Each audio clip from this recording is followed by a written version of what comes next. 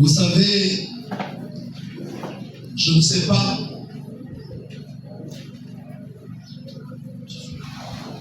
si ce jour nous sommes confrontés à un solide problème de transport.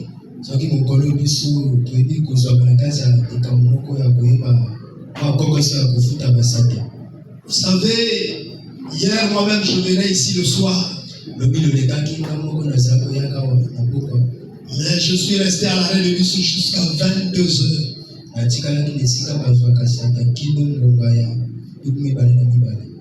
Et j'ai été obligé de repartir chez moi. Ce matin, j'ai dit je ne devais pas être confronté au même problème. Si bien que j'ai dû quitter chez moi à 6h pour ne pas avoir le même problème. Bien aimé, vous savez, lorsqu'on se trouve devant une difficulté, on doit prendre toutes les précautions nécessaires pour ne pas qu'on soit emprisonné par cette histoire. Et les chrétiens ne sont pas souvent trop vigilants. Et pour prendre les précautions nécessaires.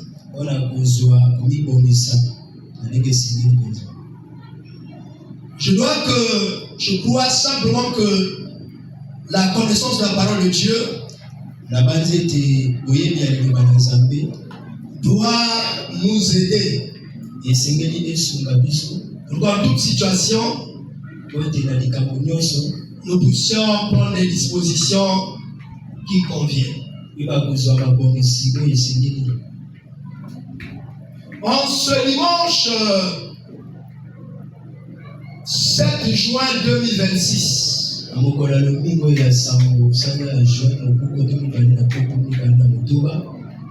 nous allons poursuivre notre enseignement sur la consécration.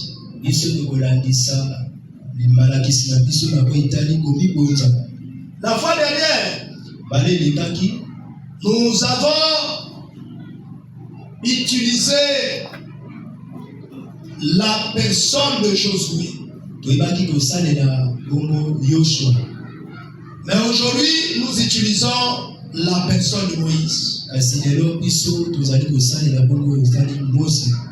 Rappelons-nous que la consécration est le fait de se donner corps et âme. Non, pas une façon de, mais c'est le fait. Se donner corps et âme, de mettre toute son énergie, toutes les capacités nécessaires qu'on peut avoir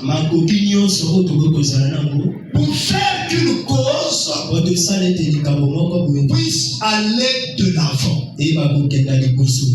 puisse connaître des meilleurs lendemains.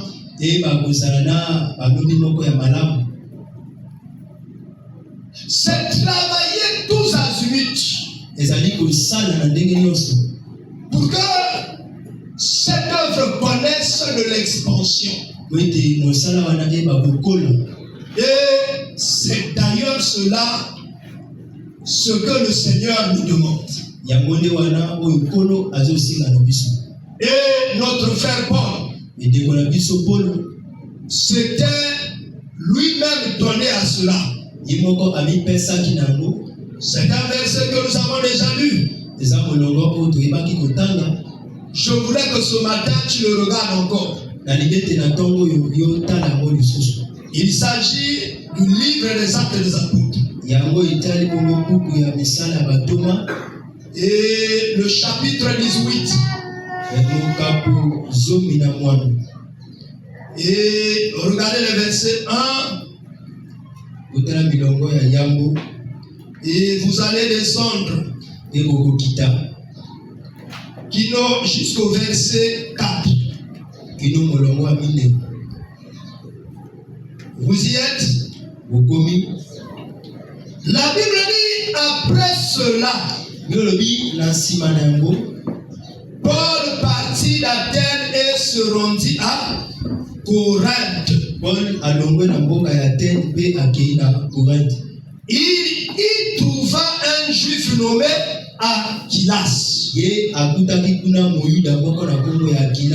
originaire du Pont, récemment arrivé d'Italie avec sa femme Priscille. Parce que Claude avait ordonné à tous les juifs de sortir de Rome.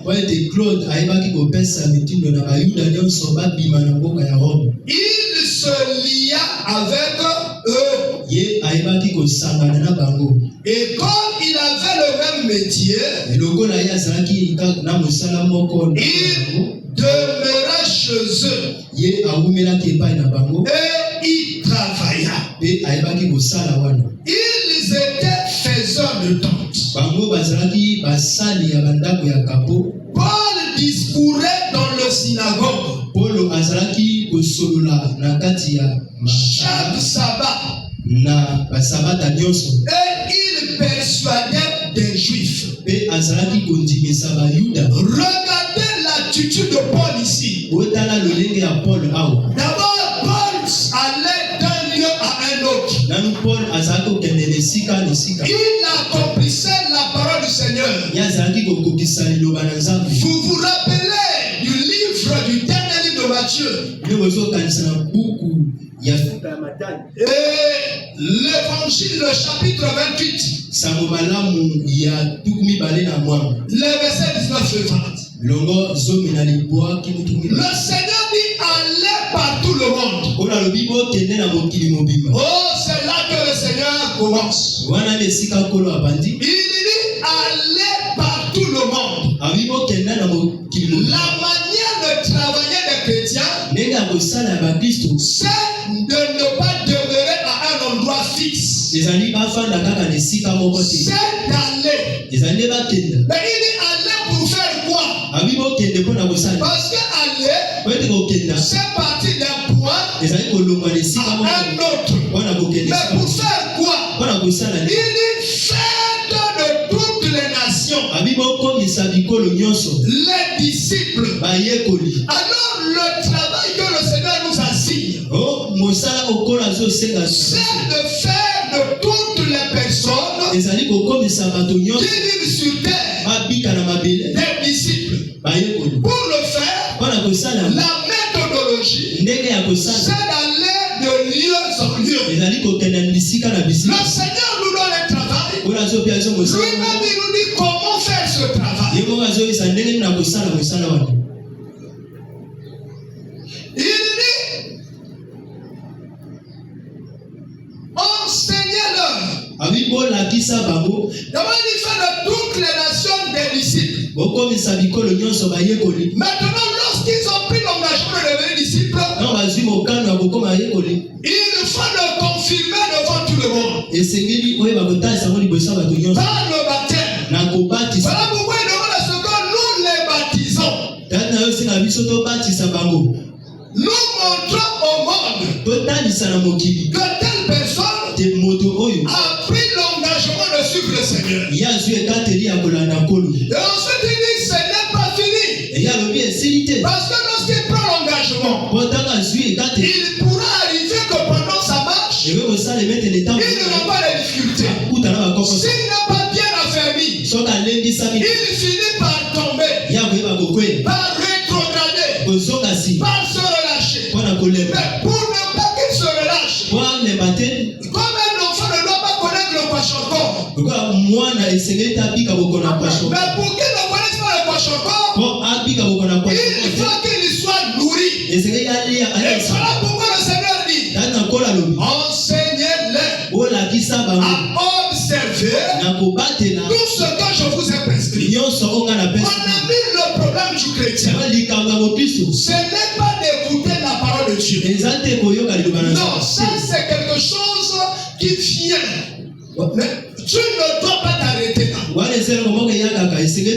Il dit enseignez-les à observer tout ce que je vous ai prescrit. Le problème du chrétien, c'est d'aller au-delà de l'écoute. Depuis que tu viens à l'église, qu'est-ce que toi tu écoutes?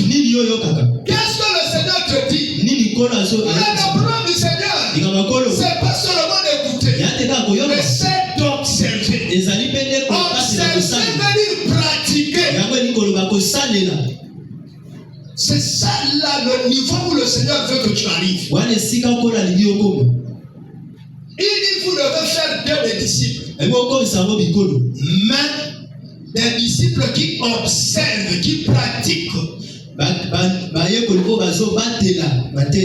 Qui pratiquent ce que j'ai dit. Vous voyez, c'est ça qui fait l'instabilité de plusieurs chrétiens. Mais on s'appelle chrétien, mais on n'observe pas ce que le Seigneur nous a demandé. On s'appelle serviteur, on fait le service de Dieu à son principe. Lorsqu'on est content, on le fait. Lorsqu'on n'est pas content, on ne le fait pas. Lorsqu'on est reproché, on ne le fait pas. Pourquoi? Parce qu'on est mal enseigné. Ou encore on rejette l'enseignement qu'on reçoit. Vous voyez? Le Seigneur rassure ceux qui font ce travail. Il dit moi-même, je suis avec vous tous les jours de la vie. Vous savez, pour l'œuvre de l'évangélisation, pour l'œuvre de partager le message du Seigneur, nombreux parmi nous se doutent d'abord d'eux-mêmes. Est-ce que moi j'ai la capacité d'aller parler à quelqu'un de Jésus? Mon ami, le doute est l'ennemi de la foi. Lorsque tu doutes de toi-même, tu refroidis même l'esprit que le Seigneur a mis en toi. De façon que tu sois incapable de faire les choses ou d'exercer le pouvoir que le Seigneur t'a donné. Mon ami, regardez. Qu'est-ce qui est écrit dans Marc?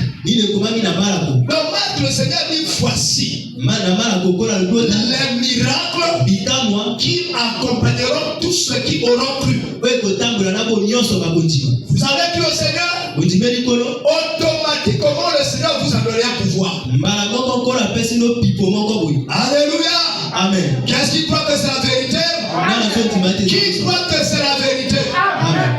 Vous tous là, ça ne dépend pas du titre que tu as. Cela va avec ton identité d'enfant de Dieu. Ça ne dépend pas du nombre d'années que tu as passé à l'église. Ça ne dépend pas du service que tu fais à l'église. Cela est un pouvoir qui n'est pas donné seulement aux prédicateurs, ni aux intercesseurs, ni aux prophètes. Mais ce pouvoir est donné à tout enfant de Dieu. Je veux que quelqu'un dise j'ai reçu le pouvoir. Il faut que chaque enfant de Dieu se rende compte qu'il a été doté d'un pouvoir. Le jour où il a accepté Jésus comme Seigneur et Sauveur, Jésus lui a oint de son esprit. Que cet esprit-là contient en lui des qualités et des capacités. Et ce que nous appelons capacité ici, c'est le pouvoir. Voilà pourquoi il dit voici le pouvoir. Ou voici les miracles. Et il appelle ça en termes de miracles qui accompagneront tous ceux qui auront cru. Mon ami, tu ne chercheras pas le miracle, parce que le miracle c'est ton compagnon.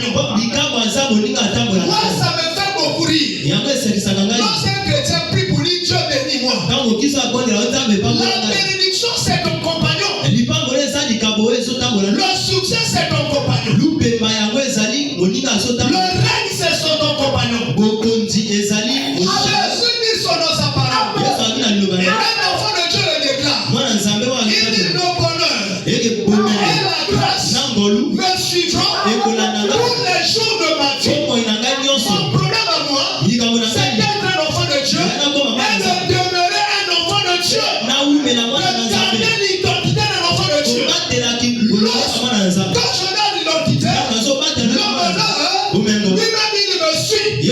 Moi, je ne cherche pas le bonheur. Je ne prie pas pour le bonheur. Je n'appelle pas le bonheur. Le bonheur lui-même, à cause de mon identité, me suit. Alléluia. Amen. Est-ce que vous croyez à cela? Amen. Est-ce que vous croyez que c'est la parole? Amen. Tout ce que vous avez à faire, c'est de travailler votre identité chrétienne. Que vous soyez des véritables chrétiens, mais de nouveau baptisés du Saint-Esprit. Le bonheur et la grâce vous suivant partout où vous irez. Même si vous allez là où les gens ne prospèrent pas, à cause de votre identité, vous allez prospérer. Alléluia. Amen. L'autre jour, je parlais ici de notre frère Corban. Ce frère, lorsqu'on vient jeûner ici, pendant qu'il était avec nous ici, vous vous dormez même sur des petits matelas. Lui, il dort sur une natte. Quel que soit le nombre de jours. Lorsque tu dis frère Corban, pourquoi tu te tortures comme ça? Il dit papa, lorsqu'on vient chercher Dieu, on ne doit pas donner la aisance à son corps. On doit torturer les corps. Vous savez, si nous ne voyons pas ce que Dieu nous a promis, parce que nous entretenons notre corps plus que notre esprit.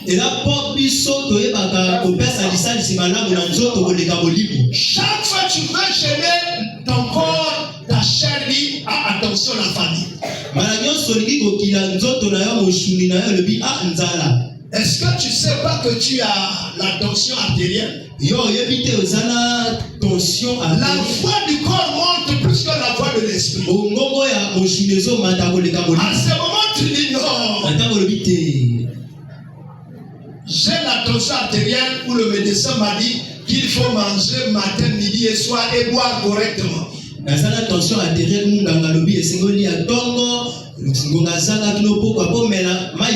Lorsque je ne vais pas boire, j'aurai un problème. Et le diable lui l'acclame. Le diable a peur du sacrifice. Le diable a peur du sacrifice. Le diable avait voulu empêcher Christ. Pour le sacrifice de la croix. Parce qu'il savait que dès que ce sacrifice accompli, lui, il perd son pouvoir. Et il est soumis à la domination du Seigneur. Ce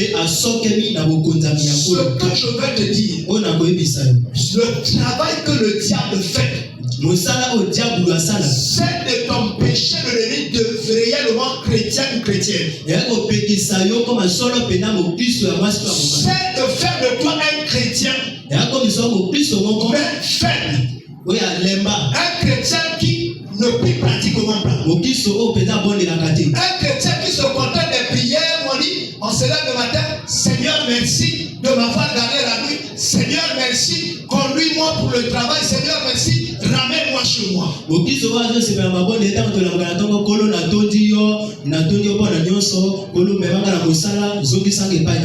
Il fait un travail où il te fait percevoir que tu n'as pas toujours assez de temps pour prier. Chaque fois que tu veux prier, il dit que tu es fatigué. Chaque fois que tu veux prier, il te fait voir les réseaux sociaux où on te dit les choses qui détruisent votre santé, c'est parce que vous ne dormez pas beaucoup. Mais ce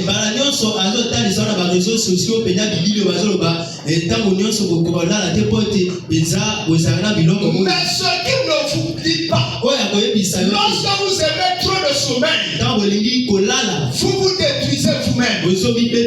Parce que votre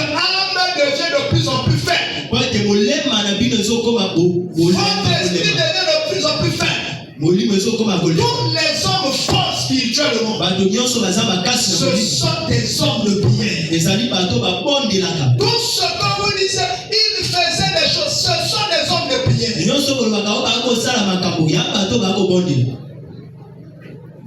Alléluia. Amen. Même Jésus, avant de commencer le ministère, il a passé 40 nuits et 40 jours en prière. Il n'avait pas mangé un seul jour. Et moi aussi, je pensais comme fou. En dehors de Christ, quelqu'un d'autre ne pouvait pas le faire. Oh, il y a eu des champions de prière qui ont fait plus de 40 jours de prière sans manger ni boire. Alléluia. Amen. Alléluia. Amen. Je veux qu'on se rende compte que Jésus nous a donné à tous, sans exception. Toi, tu n'as pas été écarté. Dès que tu as intégré le cercle des enfants de Dieu, tu as reçu le même héritage. Mais ça dépend de la manière dont de comment tu entretiens ton héritage. L'héritage là, c'est le pouvoir. Le pouvoir de faire des miracles. Il dit voici les miracles qui accompagnent tous ceux qui ont cru. Il dit en mon nom, ils chasseront les démons. Est-ce que tu sais peut-être que tu es là, ma soeur, mon frère, tu es capable de chasser les démons? Utilise ta spiritualité. On s'arrête à se plaindre. Oh, je ne dors pas bien. Ma famille me menace. Je suis dans une mauvaise parcelle. On est dans un mauvais quartier. Toi, tu ne dépends pas des quartiers. Tu ne dépends pas des habitations. Toi, tu dépends du royaume. Lorsque tu dors dans une maison, c'est le royaume qui est dans cette maison. Et ton problème, c'est de garder la connexion avec le royaume. Alléluia. Amen. Mon ami, rappelle-toi que Lot vivait à Sodome et Gomorrhe. Malgré la violence des habitants de Sodome et Gomorrhe, ils ne pouvaient pas traiter Lot comme ils traitent tout le monde. Le seul jour ils ont pris le risque de venir chercher Lot pour le traiter comme ils traitent tout le monde. C'est à partir de ce jour-là que Sodome et Gomorrhe a été enflammé. Tu n'imagines pas le pouvoir que tu as. Toute langue qui s'élèvera contre toi, la Bible dit tu la condamneras. Alléluia. Amen. Mais qui peut condamner s'il n'a pas le pouvoir? Même dans ce monde, pour qu'un juge le condamne, il faut qu'il ait reçu le pouvoir légal. Et lorsqu'il aurait prononcé un verdict, le verdict est scellé. Tu as reçu le pouvoir. Rends-toi compte que tu es comme l'autre. Vivant dans un pays étranger. Tu es un ambassadeur. Un ambassadeur plénipotentiaire. Pas un ambassadeur vide. Tu es un ambassadeur plénipotentiaire. Plénipotentiaire veut dire plein pouvoir. Tu as reçu le plein pouvoir. Ce que tu lis dans la parole, tu as reçu le pouvoir de le faire. Vous voyez? Ils parleront de nouvelles langues. Ils saisiront des serpents. C'est-à-dire que vous avez le pouvoir d'arrêter le diable. D'arrêter les démons. Vous voyez? On dit, même s'ils boivent quelques breuvages mortels, cela ne leur fera point de mal. Mon ami, nous pouvons manger des poulets ou un ami, je ne sais pas quoi. Le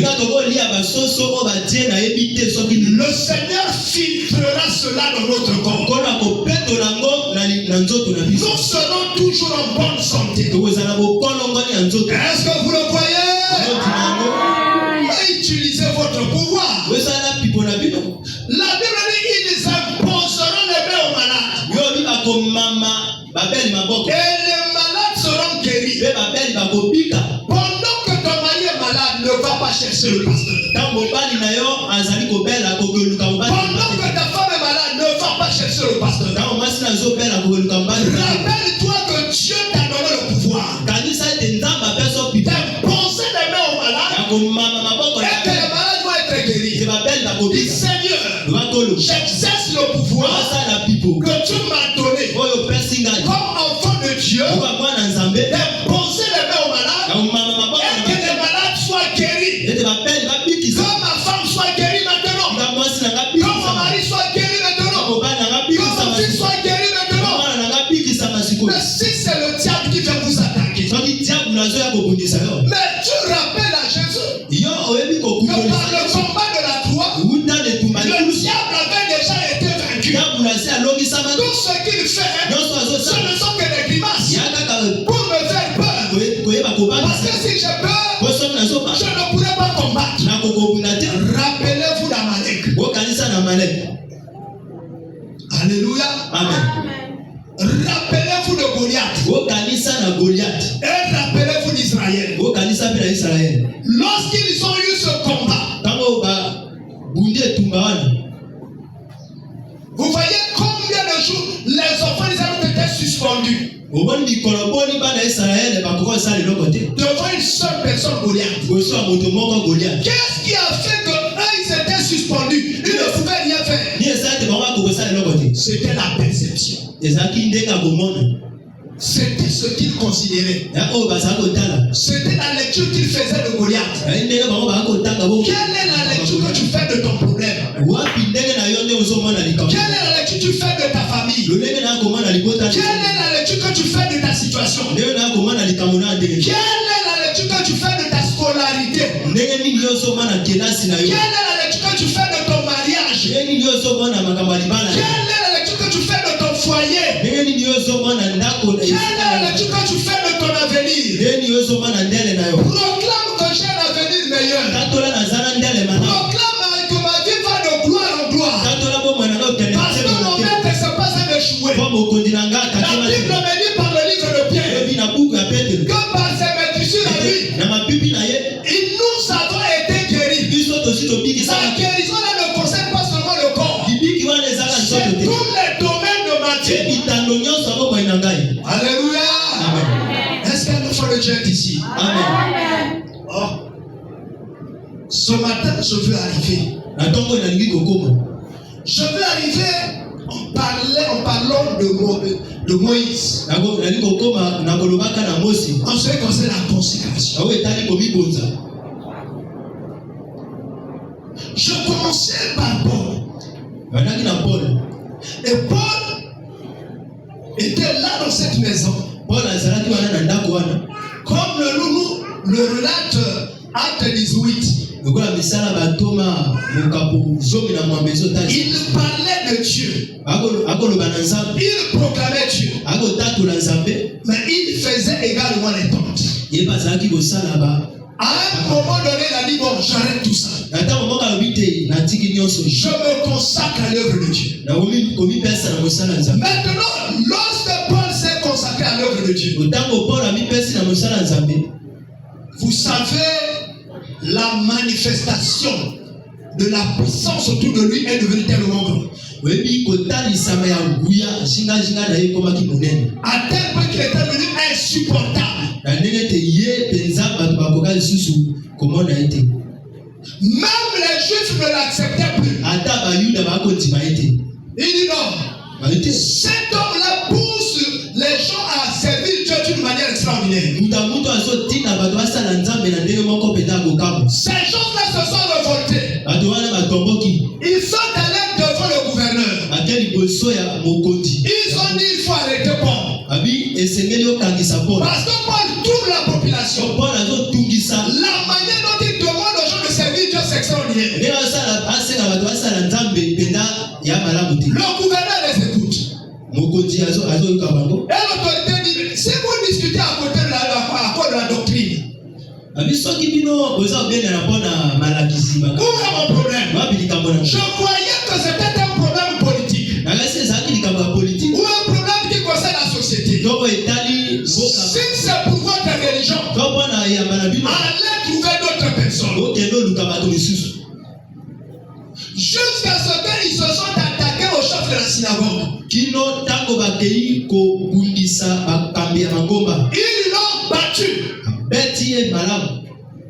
Parce qu'il laissait Paul travailler dans sa synagogue. Mon ami, la consécration.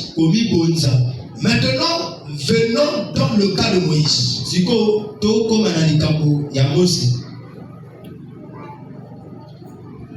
Venons dans le cas de Moïse. Je vous disais que lorsque Dieu appelle quelqu'un à se consacrer, il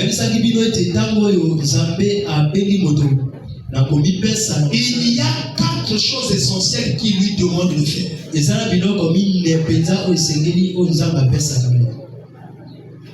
Le commandement, la vision, la promesse et l'appel à la sanctification. 1. Le commandement. 2. La vision. 3. La promesse. 4. L'appel à la sanctification. Je veux que ce matin nous allons un peu beaucoup plus vite. Prenons pour le commandement. Repartons dans l'Ancien Testament. Dans le 2e livre. Exode. Au 3e chapitre. Maintenant, touchons les versets 1 à 6. On va essayer de lire tous ensemble. Reste assis là où tu es. Tu es déjà là? Moïse faisait paître le troupeau de Jéthro. Son beau-père, sacrificateur de Madian. Et il mena le troupeau derrière le désert. Et vint à la montagne de Dieu à Horeb. L'ange de l'Éternel lui apparut dans une flamme de feu. Au milieu d'un buisson. Moïse regarda. Et voici. Le buisson était tout en feu. Et le buisson ne se consumait point. Moïse dit, je veux me détourner pour voir quelle est cette grande vision. Moïse dit,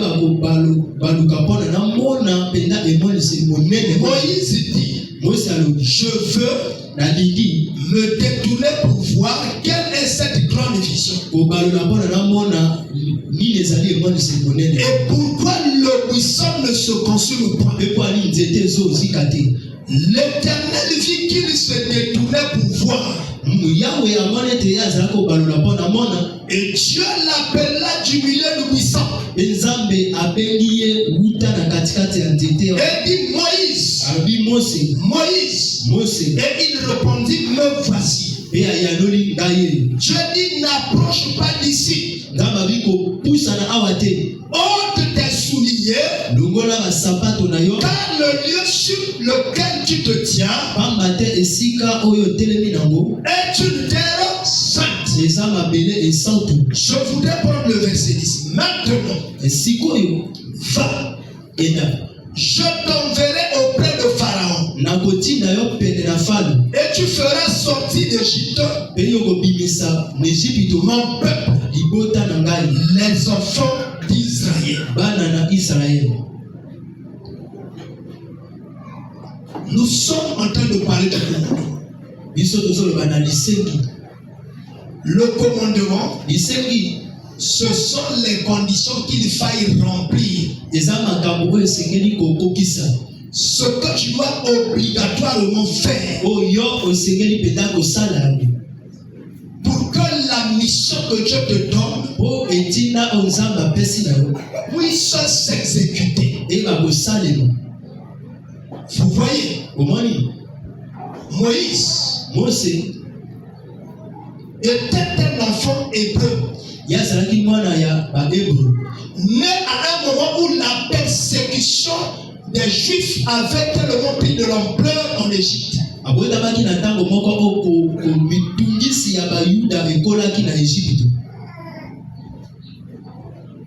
Et la vie était devenue insoutenable.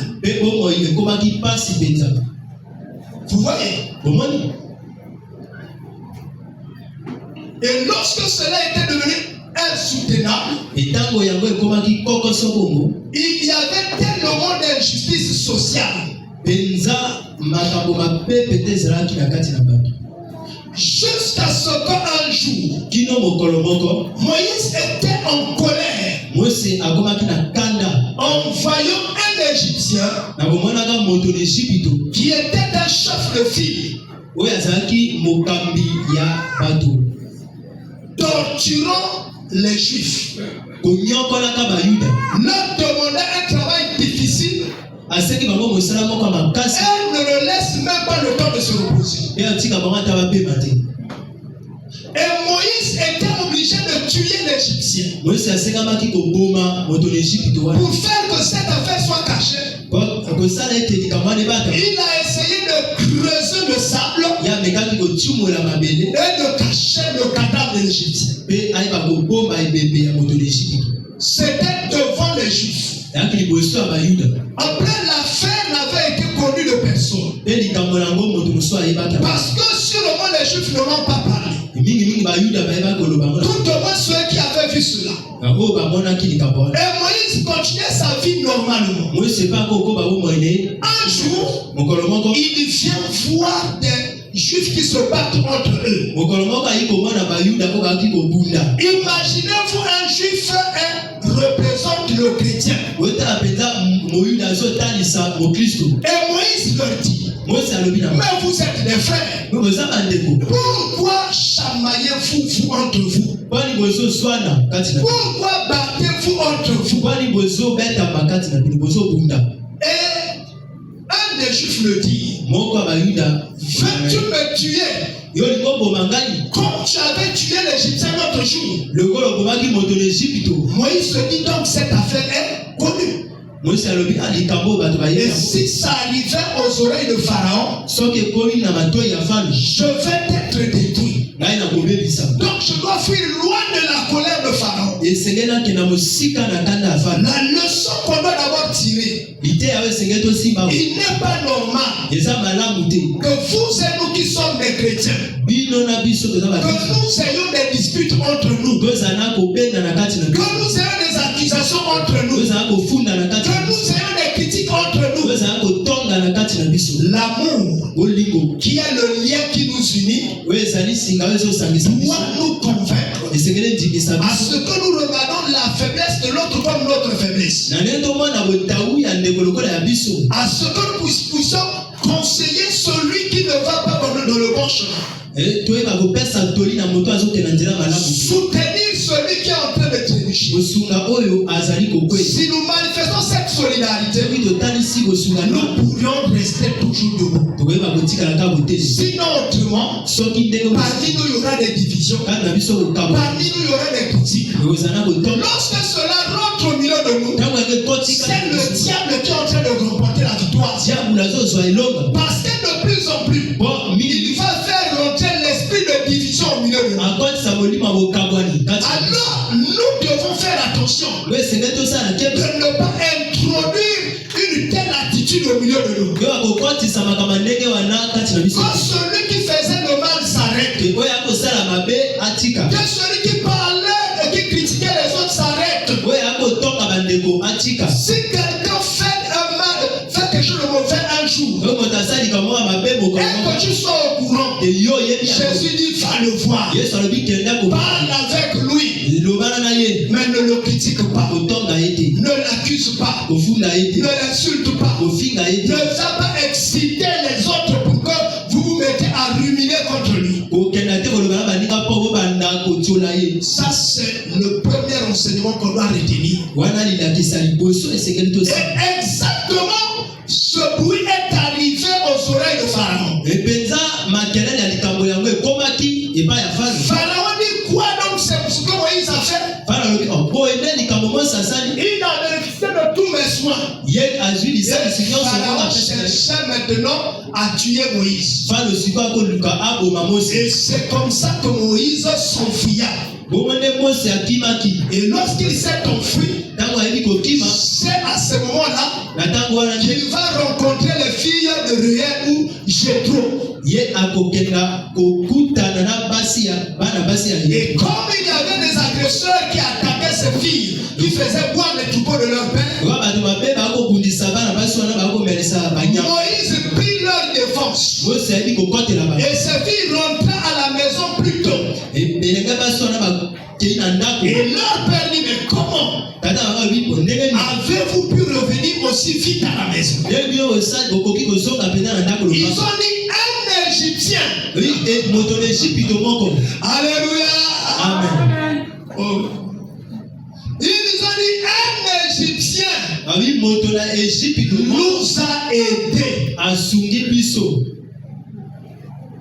Il a combattu contre nos agresseurs. Mon ami, il peut arriver que ton séjour dans un milieu risque de te transformer et de prendre l'apparence de ce milieu. Mais ça ne doit pas corrompre ton identité. Moïse a vécu dans la cour de Pharaon. Il s'habillait comme un Égyptien parce qu'il était considéré comme un prince. Malgré tout le traitement qu'on lui donnait, il se considérait toujours juif. Il se considérait toujours hébreu. C'est bien que vous allez voir deux choses. Lorsqu'il voit l'Égyptien combattre son frère, torturer ses bien-aimés, il a été obligé de combattre l'Égyptien. Mais vous et moi, qu'est-ce que nous faisons? Lorsqu'un païen parle mal des chrétiens, toi tu associes ta voix aux païens et tu commences à critiquer les chrétiens. Même si on ne prie pas dans la même église, quand on parle d'un autre pasteur, moi aussi je suis concerné. Même si le pasteur a fait quelque chose de mauvais, je ne laisserai pas les païens le critiquer. Alléluia. Lorsqu'un homme de Dieu est tombé, toi tu es la première personne à filmer et à envoyer dans les réseaux sociaux.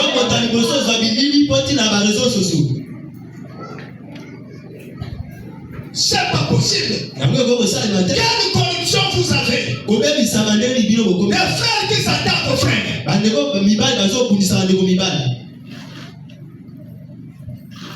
Dès que vous écoutez l'enseignement des frères, dans les réseaux les réseaux sociaux, vous faites vos analyses sur cet enseignement. Oh, il a mal péché. Oh, il a mal fait ceci. C'est l'esprit qui le conduit. L'enseignement n'est pas sur les lignes droites. C'est Dieu qui envoie l'enseignement selon les besoins du milieu. Alléluia. Amen. On a dit arrêtez avec ces bêtises-là. Oh, parce qu'un prêtre a fait ceci. Nous sommes l'église de Réveil, on critique l'église catholique. Le problème, ce n'est pas l'église catholique. Chacun de nous est responsable de sa vie devant Dieu. Lorsque tu critiques quelqu'un, toi-même tu es comment? Commence d'abord par ta vie. Regarde d'abord ton identité. Toi-même tu viens à l'église de manière boitillon. Toi-même tu ne pries pas. Toi-même tu ne fais pas mieux. Tu ne visites jamais les autres. Tu ne manifestes jamais la solidarité. Mais tu critiques les autres. Pourquoi? Qu'est-ce que tu fais de mieux pour être l'enseignant? Pour être le correcteur? Tu as devenu, je ne sais pas comment on appelle ça. Je ne sais pas si on appelle ça un blanco ou quoi. C'est-à-dire chaque fois qu'il y a l'erreur, on doit mettre le blanco pour effacer l'erreur. Laisse Dieu le faire. Toi, calme-toi. Toi, ton problème, c'est d'abord ton identité spirituelle. Ce n'est pas les commentaires. D'ailleurs, le fait de faire des commentaires sur les gens montre que tu es encore païen.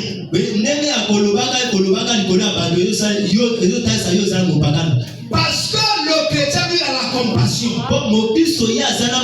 Et la compassion le pousse à aider celui qui est tombé. Et non à enfoncer encore celui qui est tombé. Alléluia. Amen. Est-ce qu'on se comprend? Il dit, elles disent, un Égyptien nous a aidés. Et le papa dit, mais pourquoi vous l'avez laissé partir? Allez le chercher. Et c'est comme ça que Moïse est arrivé dans la maison de Jéthro. Et en arrivant dans la maison de Jéthro, et Jéthro l'a accepté. Parce qu'ils avaient la même identité. Ils étaient tous des Juifs. Et ils croyaient tous en Jéhovah. Et Jéthro prenant plaisir de lui. Lui donna sa première fille comme femme. Et Moïse demeura là. Jusqu'au jour où il était en train de paître les troupeaux de Jéthro, son beau-père. Dieu qui se révéla à lui. Qui se présenta devant lui. Et lorsqu'il se présenta devant lui, Moïse voulait même se détourner. Parce que l'éclat de la lumière était tellement fort. Moïse ne pouvait pas en supporter. Et vous voyez, et on dit Moïse faisait paître le troupeau de Jéthro, son beau-père. On dit l'ange de l'Éternel lui apparut dans une flamme de feu au milieu d'un buisson. Moïse regarda et voici le buisson était tout en feu.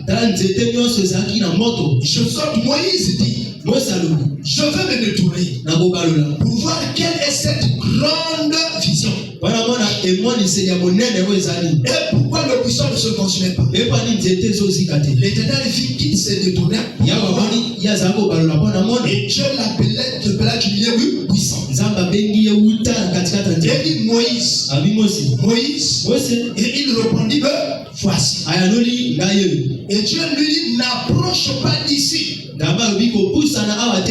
Ôte tes souliers de tes pieds. Car le lieu sur lequel tu te tiens est une terre sainte. Et le verset 10 que je venais de lire. Maintenant va, je t'enverrai auprès de Pharaon et tu feras sortir d'Égypte mon peuple, les enfants d'Israël. Et c'est le verset 10 qui constitue le commandement. Il dit va. Le problème s'est allé. Vous savez, Moïse a parfois eu des hésitations. Oui, moi c'est dans le soir. Mais Dieu lui dit va. Toi, tout ton problème c'est de partir. Mais Moïse se rappelle que lui, il avait tué un Égyptien. Moïse se rappelle qu'il avait été élevé par la fille de Pharaon et Pharaon.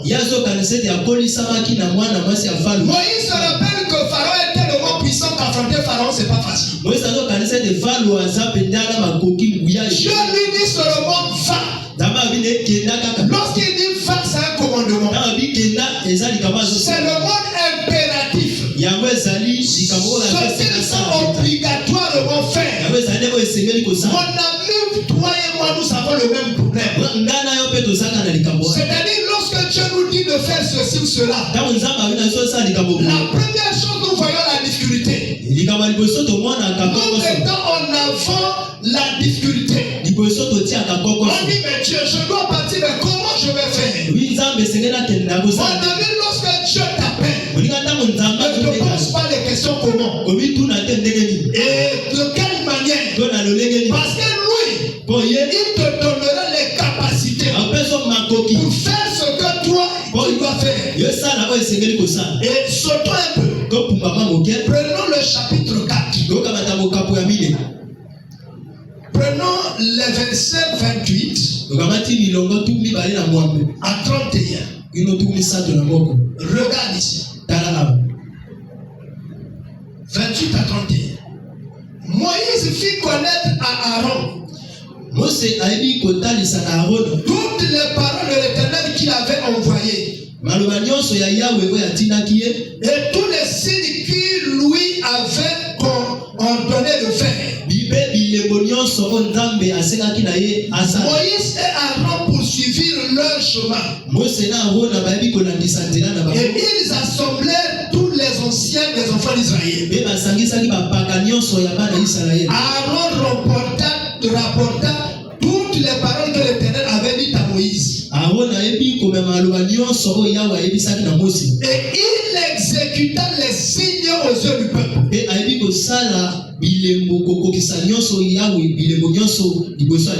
que vous allez comprendre par ici? Moïse avait discuté avec Dieu. Il dit à Dieu, toi tu m'envoies. Toi-même tu sais que je suis bête. C'est-à-dire j'ai des difficultés pour parler. Mais devant Pharaon, qu'est-ce que je vais faire? Moïse dit, mais Pharaon, cet homme, il a une grande armée. Vous savez, l'autre jour, je parlais avec notre soeur qui est au Canada.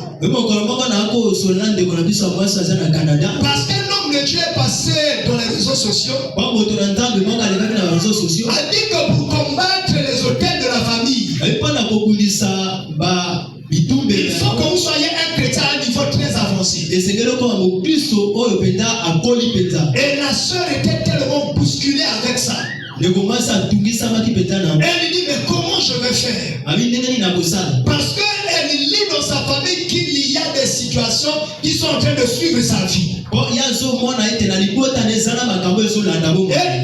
il dit que ce sont les hôtels. Et moi aussi j'ai un autre problème. C'est peut-être pas moi qui ne comprends pas bien. Comment on est arrivé à appeler ça des hôtels?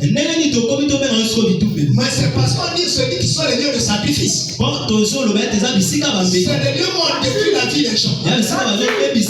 Moi je crois simplement que sur la croix de Golgotha, Jésus avait combattu. Le plus grand hôtel c'était là-bas. C'était là-bas le plus grand sacrifice.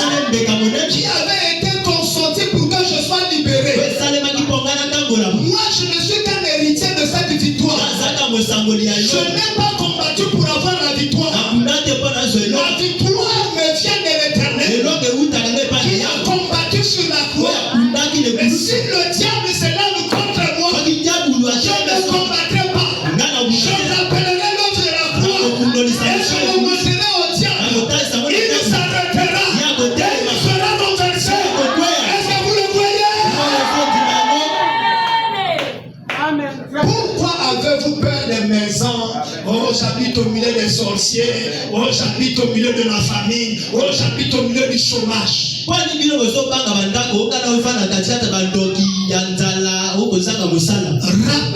que toutes ces choses ont été vécues sur la croix. Dieu ne te donne pas cette victoire par héritage. Non. Comment je dis? Ne te donne pas cette victoire par mérite. Ce n'est pas par mérite qu'il te donne ça. Tu reçois cela par ton identité d'enfant de Dieu.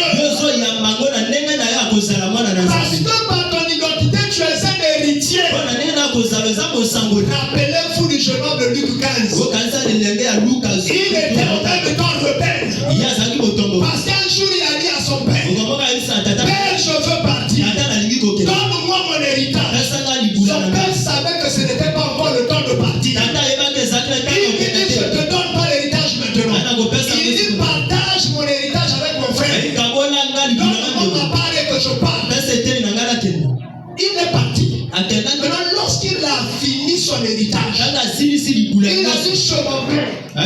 Il y a des esclaves qui ont le pain. Je repars chez mon père. Lorsqu'il est reparti, est-ce que le père l'a chassé? Est-ce que le père l'a abandonné? Le père lui a donné encore l'héritage. Il lui a mis le grand boubou blanc qui est la sainteté.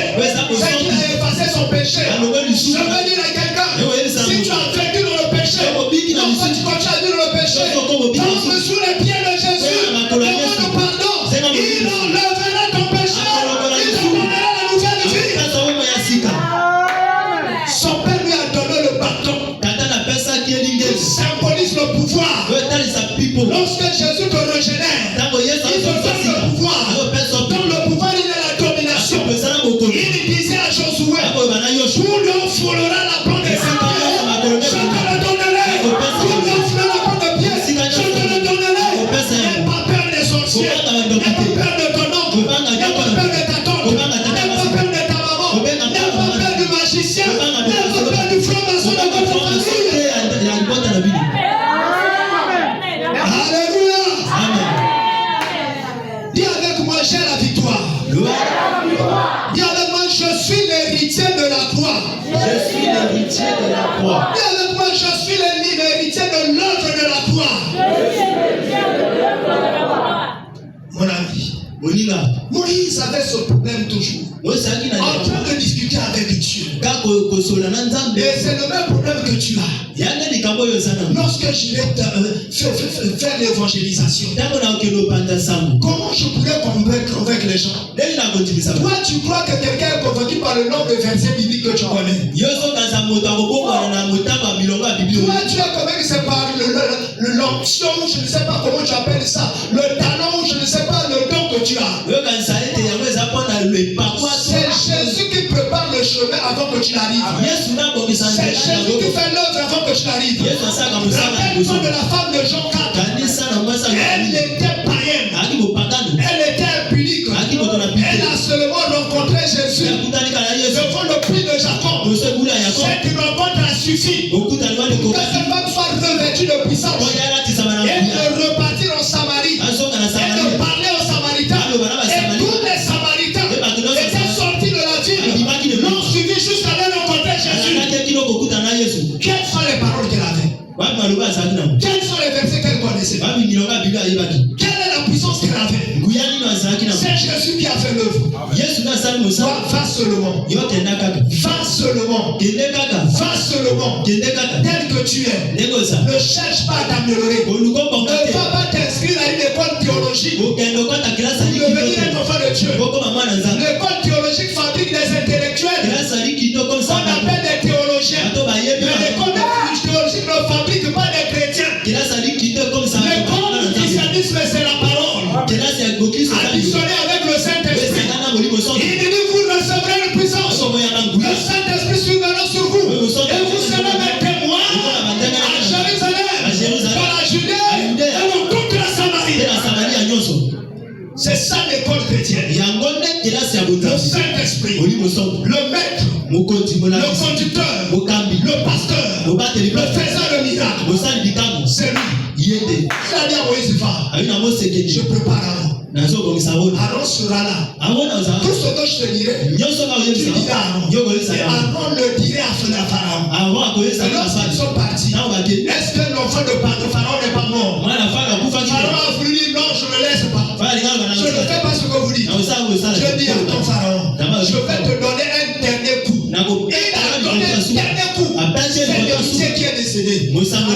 Si c'est mon héritier là, partez pour vous. Sortez de mon pays. Allez plus loin. Mon ami, ta force, c'est l'Éternel. Tes miracles, c'est l'Éternel. Arrête de te poser des questions. Arrête de regarder les choses passées. J'avais prié à tel endroit, ça n'avait pas marché. Non, lorsque tu pries est la foi. Toi seulement. Lorsque tu dis Amen, ne regarde pas le résultat. Le résultat est dans ta foi. La foi, c'est la source de la victoire. La foi construit des choses glorieuses. La foi donne des grandes victoires. Sans la foi, on a échoué. Sans la foi, on est mathématicien. Quelqu'un qui cherche des preuves. Quand la foi n'a pas besoin de preuves. La foi produit des preuves, mais la foi ne regarde pas les preuves. Alléluia. Amen. Oh, mon Dieu, mon roi. Va avec la force que tu as. Va avec la parole que tu as écoutée. Va avec ce que tu connais. Deuxième chose, la vision. Prenez Exode 3. Il faut que je m'arrête. Exode chapitre 3. Je disais que j'allais m'arrêter beaucoup plus tôt. Exode chapitre 3. Tu es là. 7 à 10. Nous allons à Exode, au 3e chapitre, les versets 7 et 10. L'Éternel, l'Éternel dit, j'ai vu la souffrance de mon peuple qui est en Égypte. Et j'ai entendu les cris que lui font pousser ses oppresseurs. Car je connais ses douleurs. Je suis descendu pour le délivrer de la main des Égyptiens. Et pour le faire monter de ce pays dans un pays bon et vaste.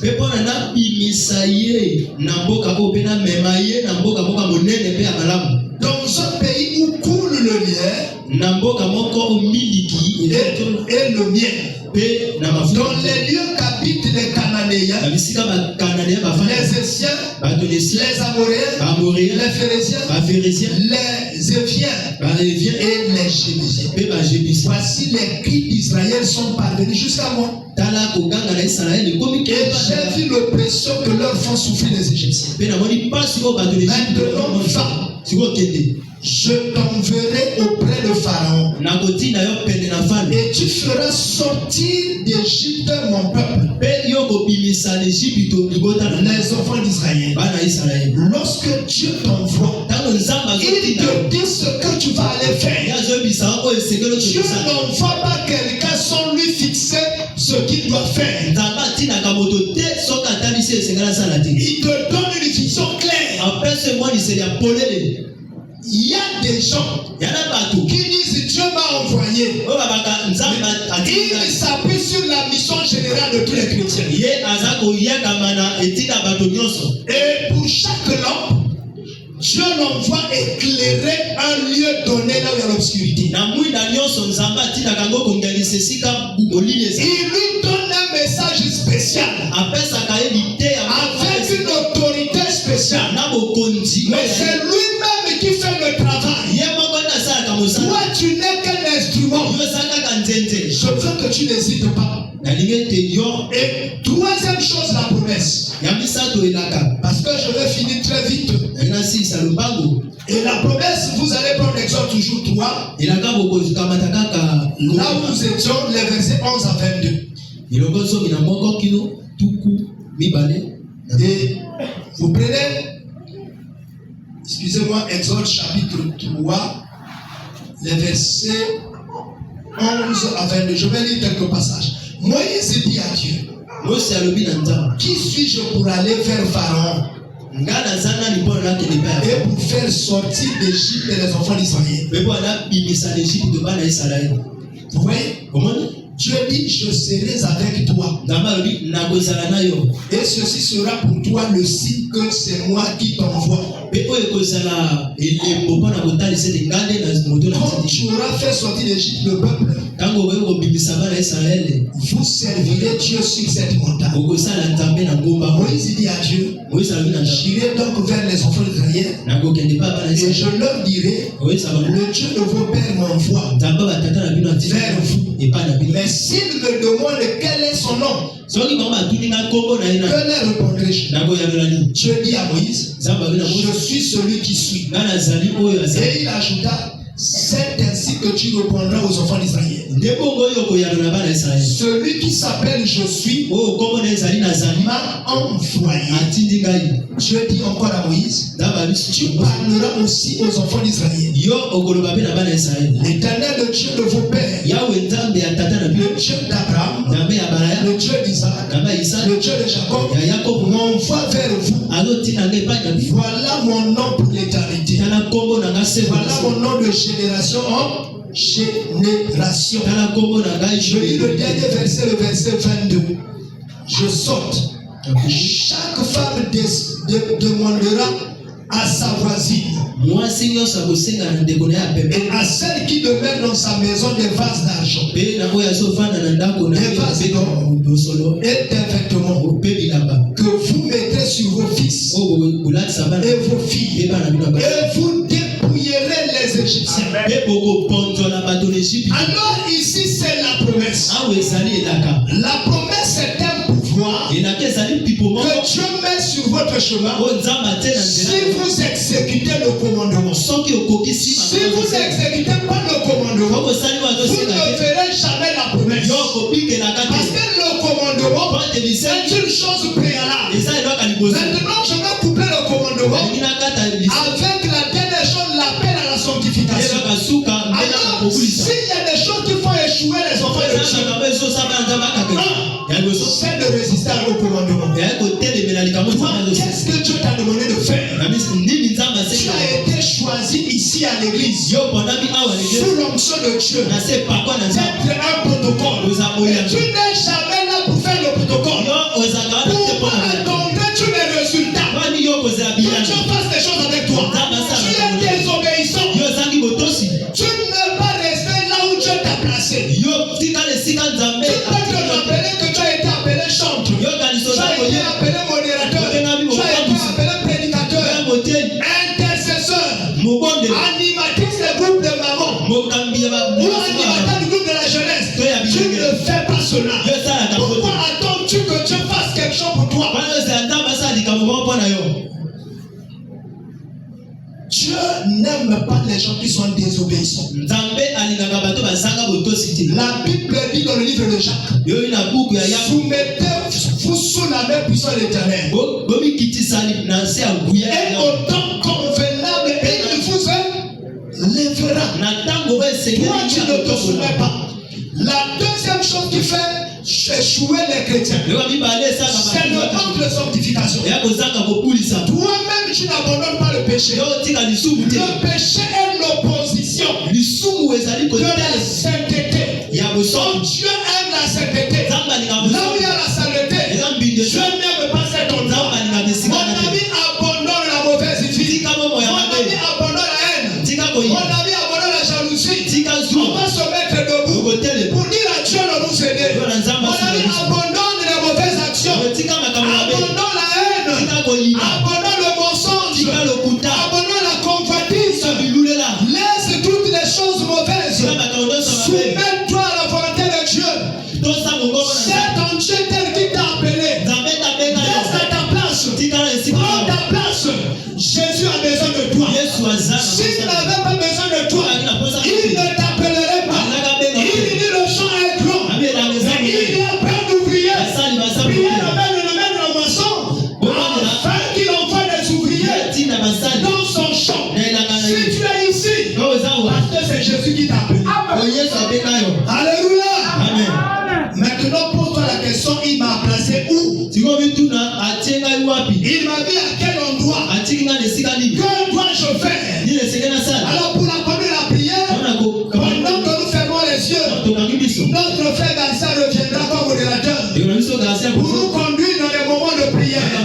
Pour que chacun revienne à Dieu, reprenne sa place, position, et adore Dieu comme il a demandé. Là où tu as été incapable d'abandonner une chose, que Dieu te donne la force d'abandonner cela. Nous laissons la place à notre frère Garcia au nom de Jésus.